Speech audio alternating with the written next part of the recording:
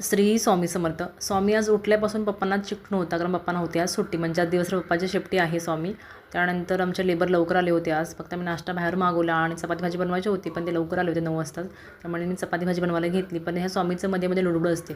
जेव्हा मम्मा काम करते ना, तेव्हा ह्याला यायचं असतं माझ्याकडे. त्याला किचन कट्टावर ओटावरती बसायचं असतं आणि चपातीला पीठ लावायचं असतं, तेल लावायचं असतं, खूप काय करायचं असतं.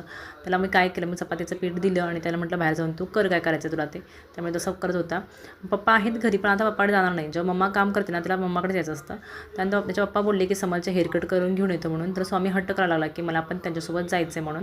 तो गाडीच पकडून बसला की मला पण घेऊन जा. पण पप्पांनी त्याला काही घेऊन गेलं नाही.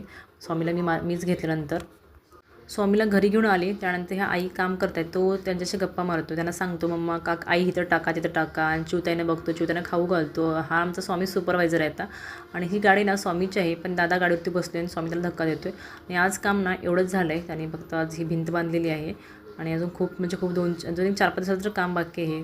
त्यानंतर भाजीवाली आली होती खाली, त्याने आवाज दिला. मग मी भाजी आणायला गेली तर स्वामी पडला. असा जरा पडतो स्वामीसारखा. भाजी घेतली आणि स्वामीचं होतं की मी भाजी घेणार, आणि त्याने ती पिशवीने अजिबात ठेवली नाही. मम्माकडे देत पण नव्हता आणि लिफ्टमध्ये पण तो स्वतः आला. म्हटलं चला मला घ्यायचे.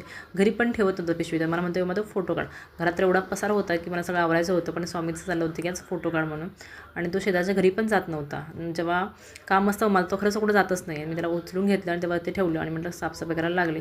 पण त्याची मध्ये ना लुडबुड चालूच होती. मी 2 वेळा शेजारच्या घरी देऊन आले, पण त्यांच्याकडे राहतच नव्हता. तो मम्मा रडत होता. तरी पण मी ऐकलं नाही, कारण घरात खूप धूळ होती. म्हटलं रडू दे, रडला तर म्हटलं. आणि परत ओमकारच्या घरी जाऊन देऊन आले त्या दोघांना पण स्वामी समजला. आणि त्यानंतर मी माझी आवरावर केली. म्हटलं आता चला मला पण कंटाळा आला. म्हटलं स्वामींचा तारक मंत्र लावूया. थकलेल्या मनाचा आधार म्हणजे स्वामींचा तारक मंत्र. तारक मंत्र लावला आणि लागली कामाला. मग काय काम पटापट झालंच ना. स्वामीसोबत असताना काय मग पटापट काम केले. आधी पूजा सगळं केलं आणि मग जेवण बनवून घेतलं. त्यांना स्वामी समर्थांना दोघांना पण आंघोळ घालायची होती. पण आंघोळ करायच्या अगोदर त्यांच्याकडे नाटकं चालू असतात. समत त्यांना ह्याला असे काहीतरी ओढणी बांधून असं काहीतरी बनवलं होतं आणि तो जरा खूपच खुश होता. बघा कसा हसतो. त्याला पण खूप आवडतं. दादा जे काय करेल ना ते स्वामीला खूप आवडतं. कपडे घालून घेत नव्हता, पण असं काय चालू होतं. आज गुरुवार होता. काही लोकांचं उद्यापन बाकी होतं. ह्या ताईने मला हळदी कुंकूसाठी बोलवलं होतं.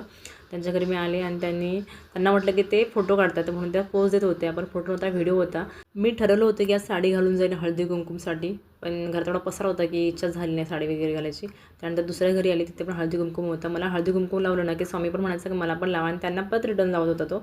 मी भाजी घेतली होती आज आणि मिस्टरांनी पण आज तीच भाजी आणली. आणि हे कडू कारलं आणलं होतं, जे की मला खूप आवडतं. त्यानंतर मी भाजी साफ करायला घेतली, तर ही स्वामी महाराज आमची आली साफ करायला. मग मला खूप म्हणजे खूप हेल्प करतात ते.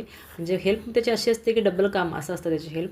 आणि त्याने काय केलं, भांडी आणली आणि त्या भांड्यामध्ये तो सगळं भाजी टाकत बसतो. आणि अजिबात मला हात पण लावायला देत नव्हता. पप्पांना पण हात लावायला देत होता. समोर लागली होती भूक, ते त्यांना भरवत होते. त्याला पाहिजे ती चपाती भाजी, पण आज मी फक्त खिचडी बनवली.